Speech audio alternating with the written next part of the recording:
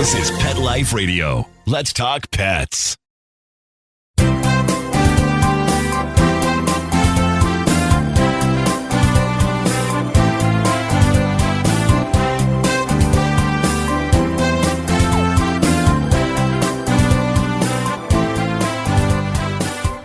And welcome. You're here live with Dr. Jeff Werber, your host here for the next 30 minutes here on Pet Life Radio's Ask the Vet with Dr. Jeff, along with my Instagram live. And so anything you want to talk about, we're here for you. We're here for your pets. We're going to have some fun and maybe learn something. Maybe. Hope we learn something.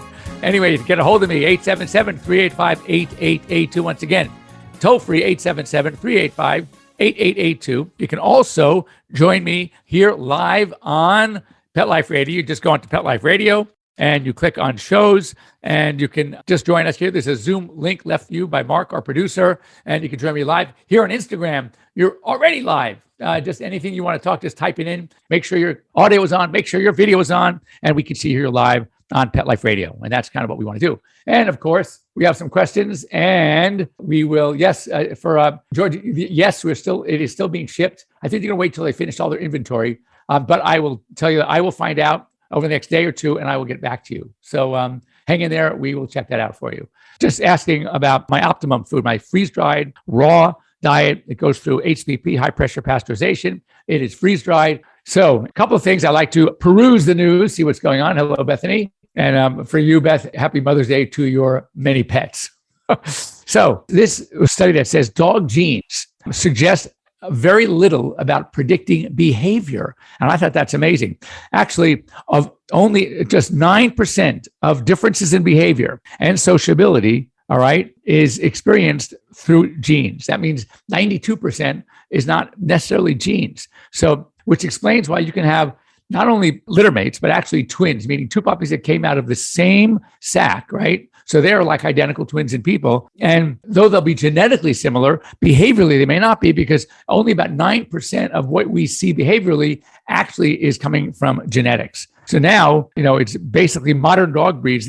What happened was, through breeding over the years and domestication, they were looking more at physical attributes as opposed to the mental and emotional attributes, so which would include behavior. So that's why at this point, you can have two purebred Labrador retrievers, and I've had labs for over 40 years and almost 50 years, and they are all so different. And so it's not necessarily what's just in the gene pool that makes a difference. As a matter of fact, a very small amount has to do with genetics. This was also interesting and sad at the same time for me, who has Frenchies. So the breeds with the longest life expectancy, and this is an average. Now, you're going to hear this and you go, well, come on, that's crazy. My dog lived to so-and-so, and including me. But on average, Jack Russell Terriers have the longest lifespan, average of 13 years.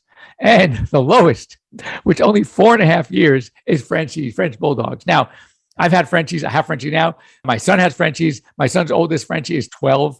My last one went to 14. So, I hear this 4.5 years, and I'm thinking, really? But again, this is an average. So it's surprising, because typically I would think that on average, we'd be looking at one of our giant breeds, because we know they don't last as long, whether it's a Newfie or a Great Pyrenees or one of the huge Mastiffs or a Great Dane. I mean, they're 8-9 years. So I found this interesting. And again, I don't know what criteria, I don't know what else they looked at, or did what they should have done is ruled out some weird, like accidents, anything accidental that, hit by car should have been taken out of the study. It should have been just pure aging and disease. And so anyway, I just thought that was a little crazy. So next up, rattlesnake warnings. I'm just going to throw them at you again and again, because now we're seeing, in fact, on TikTok, I saw one, the dog's face, it was huge, was bitten on the face, because dogs are very inquisitive, and they see this thing moving, they're going to go right up to it, and they're going to want to try to, take a little thing.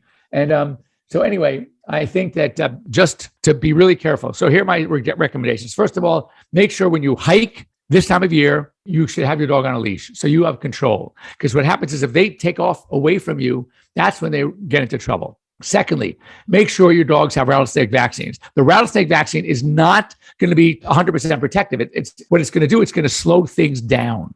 But you still need to know, and this is the third thing, you make it wherever you're going to go, before you go to this area, the hiking, the canyon, make sure that you know the closest veterinary facility that is open, and B, has the antivenin for rattlesnakes. That is really, really important because you don't have time to just start searching after the fact. So the vaccine will help slow things down. It will buy you time. It is highly recommended if your dog will have access to or potential exposure to a rattlesnake or any venomous snake. But more importantly, it's the antivenin. So you should identify what's the closest hospital to where you are going to be that is going to have the antivenin. And that is really, really important. Now, this one I thought was great. Here is something that I found very interesting. And this is the second of this type of test I think is fantastic. And that is, it's a blood test called the OncoK9. And basically, it might be able to detect early, at least 55% of cancers can be detected early with this test. And on the most aggressive cancers, now it didn't have it in it, but I would tell you from my experience, things like hemangiosarcoma, mast cell tumor, and certain carcinomas, 85% of the 3 most aggressive ones, right, could be detected early before you have any signs. Now, a warning, this could be kind of a scary thing to know, because if you can't determine the location of where this cancer is, or you have it in the genes, but it hasn't started to create a problem yet, then it is scary that you may not, sometimes it's TMI, a little too much information, because you're going to can't do anything about it other than know that if your dog is a walking time bomb. So, but the way I like it is that because some of these cancers are hard to find, and you don't just look, you don't just bring a dog in for ultrasound every couple of months just for the hell of it, right? Unless there's a problem. Now, if the dog had a GI problem, you know it. If the dog had, something else going on, you know it. But if it's an undetectable cancer at this point, but this OncoK9 test finds it, then you know that now you need to be a much more proactive when it comes to trying to identify where this particular cancer might be. Because if it is some of these, if you get them really early, it could buy you a lot of time. So anyway, FYI, but anyway, it's called the OncoK9. Talk to your veterinarian about it. I'm going to order it myself at my hospital. I think it's a great thing to have. So anyway, and this is also really sad. I saw this actually in 2 different sources, which really means it's true. I mean, I think it's true anyway with the sources I use, but it's something that, and just to know that in Alaska's North Slope. So any veterinarians or any of you know anybody who's graduating veterinary school, listen to this. They have no practicing veterinarians. The only vet who was practicing has left the area and the public health agency up there because they do both things. And there has yet to be a replacement. And that's the sad part. Now, what does that mean? That's just spending. X-rays, surgeries, like even spay neuter, vaccines. The nearest vet would be hundreds of miles away. Now we're talking in Alaska now. So obviously, now that we can envision certain problems with overpopulation, no one's going to be spaying and neutering. These dogs a lot of them are not like here where they're sitting just in a backyard. They're running around and they're enjoying life in the cold. Just something to know that if you should have any friends, family, anybody that might have a budding veterinarian, that would be something to keep a mind on. This is also, surprise, surprise, how's this one? So a very nice family found a stray puppy and no ID. They took it in and they decided, well, they're going to keep the puppy. Well, as friends started seeing this puppy, they said, this is not a puppy. It was a coyote. They took in a little puppy, a coyote pup. And once they found out that it was not a puppy, not a good thing to keep a coyote, it has not been domesticated, could be a problem. And especially with other animals in the house, and maybe even young kids. So they took it to their local, this happened in Massachusetts. It was given up to a wildlife center in Massachusetts where they are going to house it, care for it, and then ultimately release it. They have other coyotes there too, so they'll kind of keep it instead of a domesticated dog pup, which it is. Also, this was an interesting story. And the reason why it's interesting is because friends of mine just got one of these. And these is a bearded dragon. And they're really cute and they really do make fun, great pets. And they also have a gecko. So they're sort of moving into, they have an apartment. They don't have any dogs. And this was they're great pets for small places. They're fairly easy to take care of, though you have to do your homework and learn what you need to buy. But they just got a bearded dragon, which is great. But this is the only warning I will give to all of you that are thinking about either have bearded dragons, you may already know this, or are planning on getting a bearded dragon because they do they're really cool pets. And that is, in bearded dragons, salmonella is a normal part of their gut microbiome. So that means it's normal for them to have salmonella, and that salmonella is shed in the feces. So here's the scary part. In human salmonellosis cases, say that 10 times fast, salmonellosis cases have been linked to reptiles, and about a third of the cases who have contracted salmonella from contact with bearded dragons end up needing to be hospitalized. So that cute little thing is great to have, but just know that if you're not careful with them and how to handle them, et cetera, it could turn out to be dangerous. So good hygiene is the answer. Make sure you wash your hands well after touching them, especially food. So when you have their enclosures, the terrariums, make sure that you are keeping everything as clean as possible. Anyway, don't go away. When we come back, we're going to do some more talk about some summer issues and anything else you want to talk about. If you have any questions, now's the time to ask them. And when we come back, I will chat with you and answer your questions. We'll consider them like my AMAs that I do every week. As matter of fact, I have 4 more that I'm going to do today. So anyway, we'll be right back after these short messages. See you then.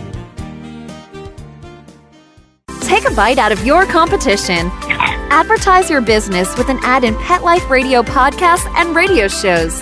There is no other pet-related media that is as large and reaches more pet parents and pet lovers than Pet Life Radio. With over 7 million monthly listeners, Pet Life Radio podcasts are available on all major podcast platforms, and our live radio stream goes out to over 250 million subscribers on iHeartRadio, Odyssey, TuneIn, Stitcher, and other streaming apps. For more information on how you can advertise on the #1 pet podcast and radio network, visit PetLifeRadio.com/advertise today. Let's talk pets. Let's talk pets On Pet Life Radio. Pet Life Radio. PetLifeRadio.com.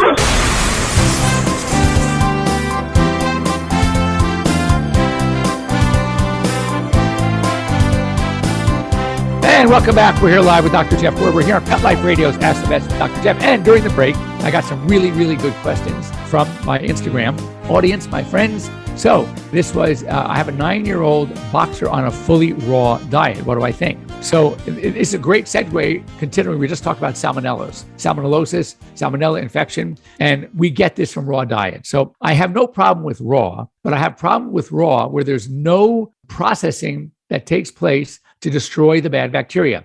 We have salmonella, campylobacter, listeria, and E. coli. Those are the big 4. And interestingly, when I report on food recalls, I'd say the vast majority of them are going to be because they are raw diets that have not used one of these processes to destroy what we call the bad bacteria. So what do I like? So I mean, there are 2 typical manufacturing processes that will destroy the bacteria. One is called HPP, high pressure pasteurization. So they pasteurize, which is killing off bacteria. Typically, when you have something that's pasteurized, like your milk, your orange juice, it is pasteurized via heat, all right? Whereas with pressure, high pressure pasteurization, it kills off the bacteria through high pressure. So it doesn't use heat, which can destroy a lot of the nutrients. A lot of foods that are heated, then the nutrients, because of the nutrients being destroyed, then they put them back in manually to rebalance the nutrients that were destroyed during the heat processing. So with high pressure, you don't have to worry about that. The second thing is freeze-dried. And freeze-dried, again, when you freeze-dried, it's using obviously intense freezing, quick freezing. Like sometimes they call it flash freezing. And that's another technique that can destroy the bad bacteria. There's some brands out there that do it. Optimum, the brand that I am working with, we do both. We do freeze-dried and HPP. So when it comes to raw, I mean, look, I like sushi. I eat sushi that's 100% raw. But if you notice, you're not going to just go buy a slab of tuna, right, in a store and say, oh, I'm going to make myself some spicy tuna, or you're going to eat it raw. But what you look for is sushi grade raw. So again, there are some issues and some manufacturing in sushi grade fish that either prevents or somehow destroyed all the bad bacteria. So in that sense, it's very similar. My personal preference is to avoid just raw, unless you know that some process has gone into the manufacturing of that raw diet, in which case it's probably good. Now, a lot of these raw foods are frozen, and then you're thawing them out. That could be okay because the freezing should destroy a lot of those bacteria. Now, is it okay for your dog to share water at a park? And again, the reason why I show some hesitation is that one of the most common bacteria that I've seen shared or spread at dog parks is not really it's a parasite, actually, Giardia. And it's a bacterium and flagellated bacterium. And I see Giardia often. And when I see it, I'm seeing it in animals that oftentimes go to dog park. And what do they share at dog park? They share the water. Now, I've taken my dogs to Runyon Canyon. I've taken them to dog park. You got these big bowls sitting there. And just look at the water. Would you drink that water? I wouldn't drink that water.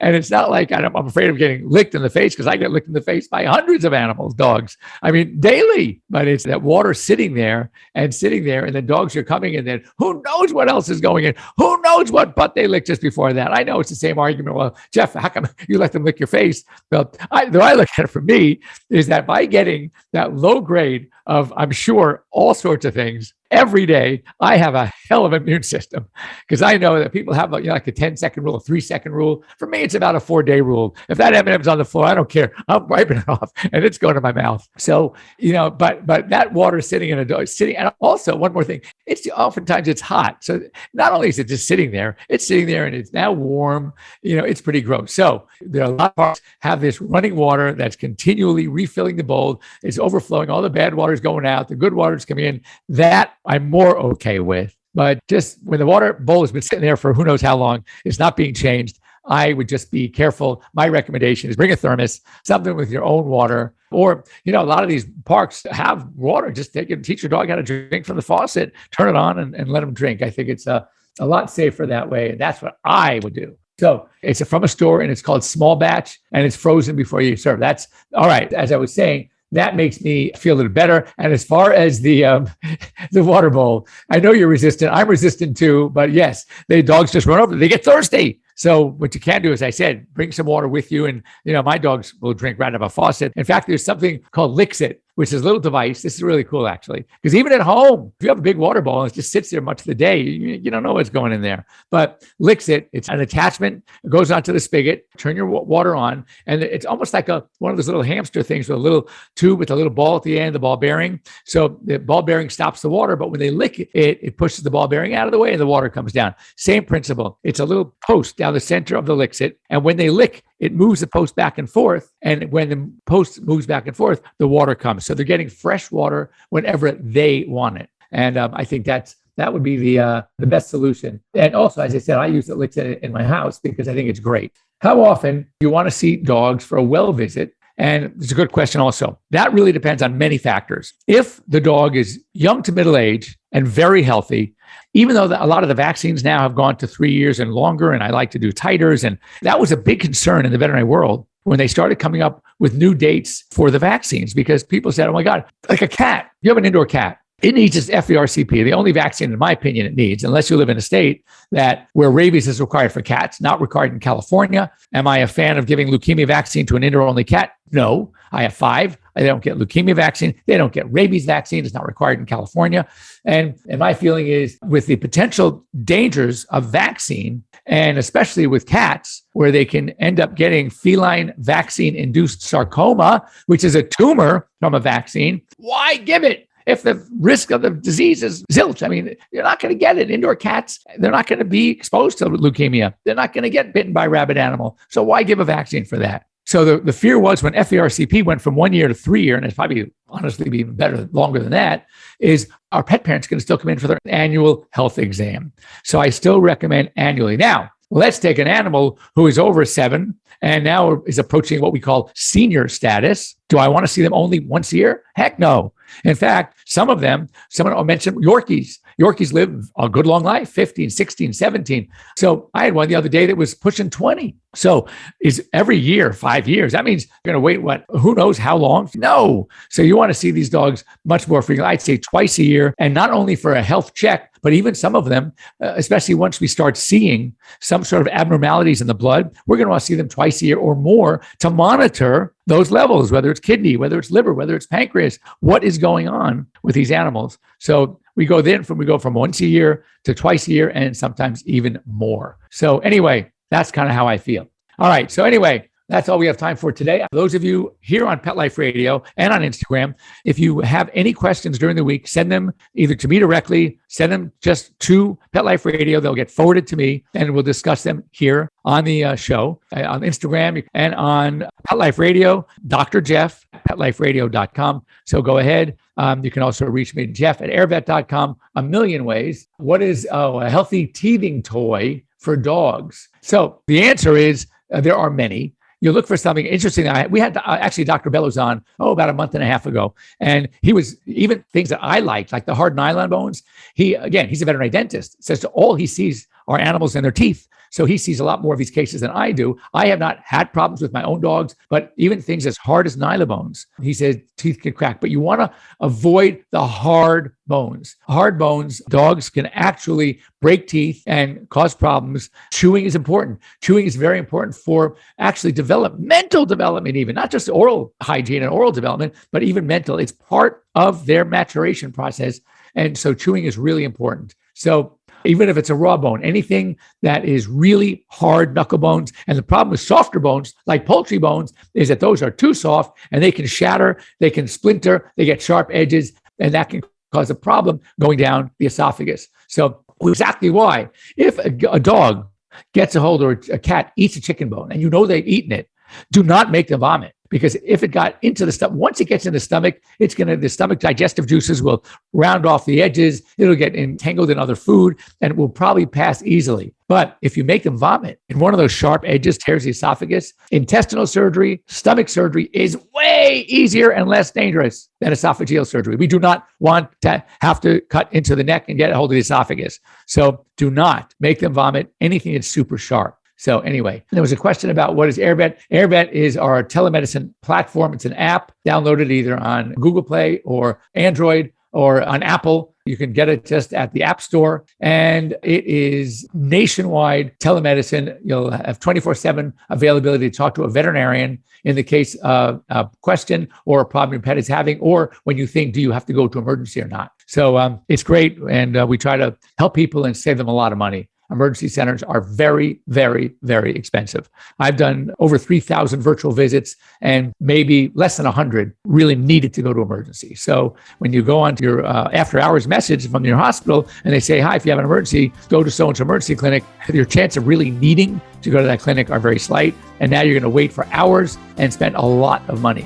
So telemedicine is the answer. For those of you who have used telemedicine for yourselves, you know what I mean. Anyway, thanks for joining me here. So sorry at the beginning of the show, having technical difficulties. Hopefully in the future, we will be able to avoid that once I get a little smarter on how to work with this, which might take a while. But anyway, we're here next week, same bat time, same bat channel. Would love any questions that you may have. Now's the time to get me either Dr. Jeff at PetLifeRadio.com or leave them here on Instagram. Other than that, have a great week. Happy Mother's Day again to all of you mothers or to your mothers, and we'll see you next week. Bye-bye. Let's Talk Pets, every week on demand, only on PetLifeRadio.com.